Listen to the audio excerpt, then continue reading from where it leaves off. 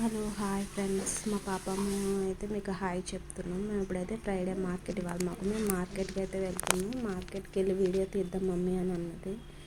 అదే చెప్తుంది, మేము మార్కెట్కి వెళ్తున్నాం ఫ్రెండ్స్ అని.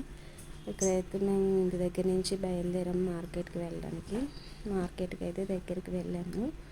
అక్కడ సొరకాయలు, నేతి బీరకాయలు, బెండకాయలు, దొండకాయలు ఉన్నాయి, తీసుకున్నాము.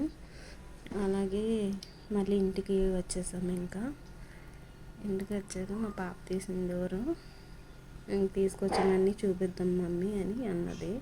తీసుకొచ్చినవన్నీ కింద పెట్టి చూపిస్తున్నాము. వారం అయితే టమాటాలు కేజీ 20 రూపీస్ ఉన్నాయి ఫ్రెండ్స్.